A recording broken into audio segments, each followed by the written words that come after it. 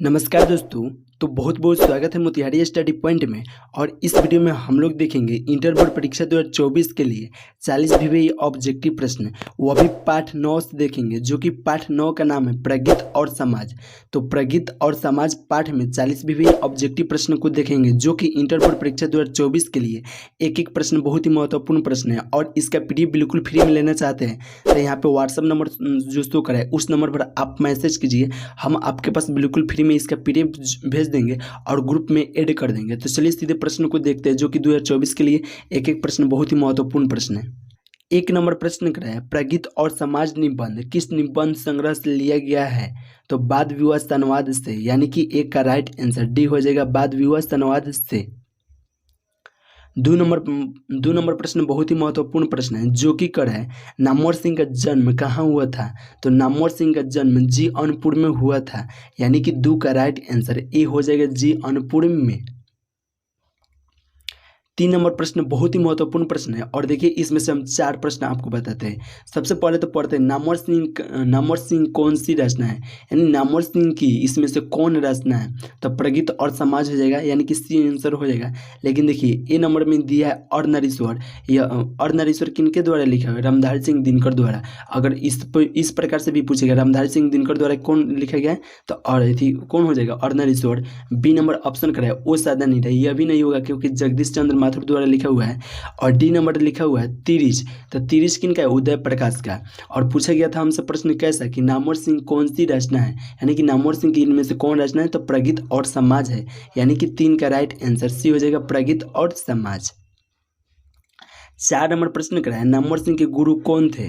तो हजारी प्रसाद द्विवेदी जी, यानी कि 4 का राइट आंसर बी हो जाएगा, हजारी प्रसाद द्विवेदी जी। 5 नंबर प्रश्न कराया, नामवर सिंह ने BA तथा MA की शिक्षा कहाँ से प्राप्त की थी? तो BHU से, यानी कि 5 का राइट आंसर सी हो जाएगा, BHU से। 6 नंबर प्रश्न कराया, प्रगीत कैसा काव्य है? तो याद रखिएगा प्रगीत प्रबंध काव्य है, यानी कि 6 का राइट आंसर सी होगा, प्रबंध काव्य। 7 नंबर प्रश्न कराया, दुनिया को हाथ की तरह गर्म और सुंदर होना चाहिए, यह कवि किस कवि की कविता का अंश है? तो केदारनाथ सिंह का, यानी कि 7 का राइट आंसर ए हो जाएगा, केदारनाथ सिंह का।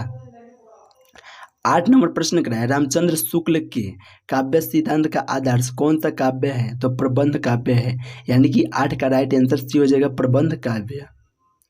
9 नंबर प्रश्न कराया, स्वीकार है क्या कराया? 9 नंबर प्रश्न, सहर्ष स्वीकार है कविता के रचयिता कौन है?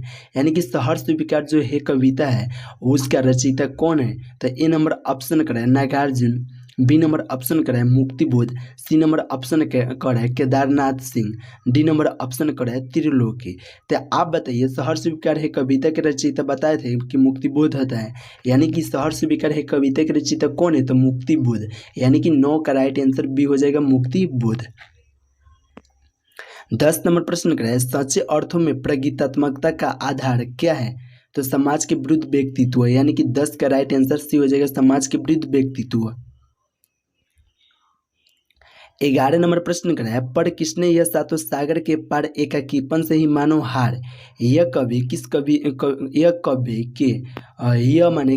के कविता का अंश है? तो शमशेर बहादुर सिंह का है, यानी कि 11 का राइट आंसर ए हो जाएगा, शमशेर बहादुर सिंह का। 12 नंबर प्रश्न कराया, नागार्जुन के काव्य संसार के प्रगीत नायक का व्यक्तित्व किस प्रकार का है? तो निष्क्रिय फक्कड़ है, यानी कि 12 का राइट आंसर सी हो जाएगा, निष्क्रिय फक्कड़। 13 नंबर प्रश्न कराया, नामवर सिंह को कविता के नए प्रतिमान पर साहित्य अकादमी पुरस्कार कब मिला? तो 1971 ईस्वी में, यानी कि 13 का राइट आंसर बी हो जाएगा, 1971 ईस्वी में। 14 नंबर प्रश्न कराया, तन गई रीढ़ किसकी कविता है?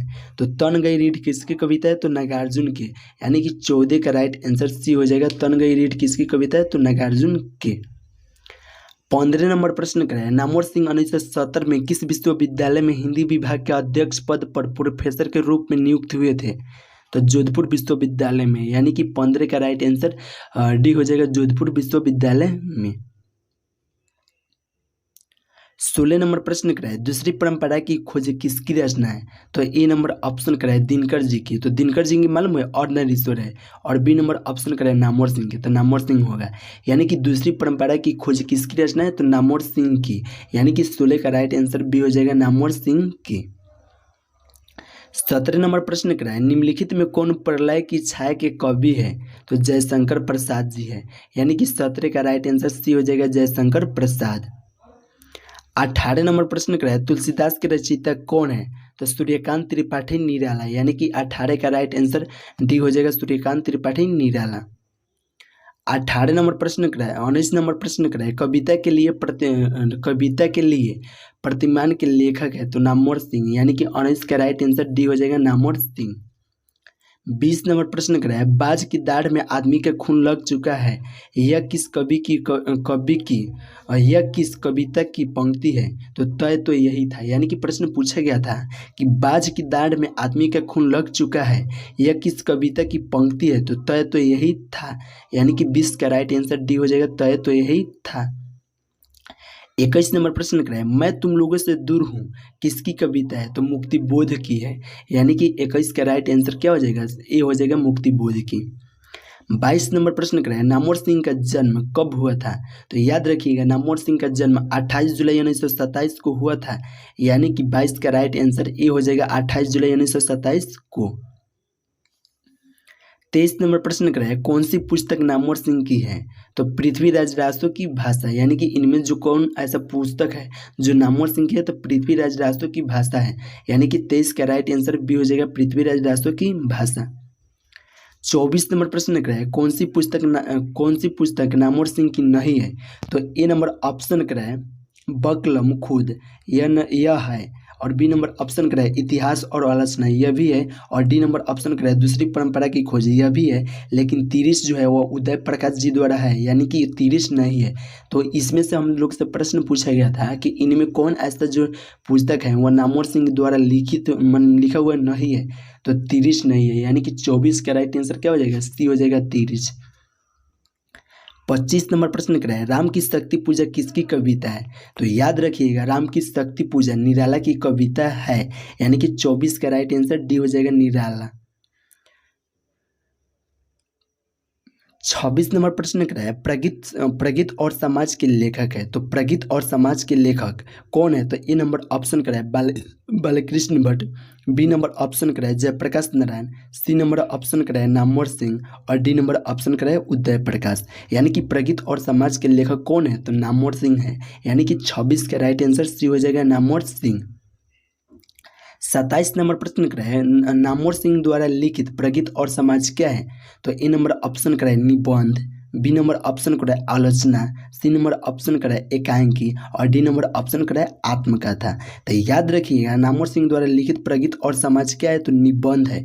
यानी कि राइट आंसर क्या होगा? बी हो जाएगा। नामवर सिंह द्वारा लिखित प्रगीत और समाज क्या हो जाएगा? तो निबंध है। यानी कि 27 का राइट आंसर बी हो जाएगा।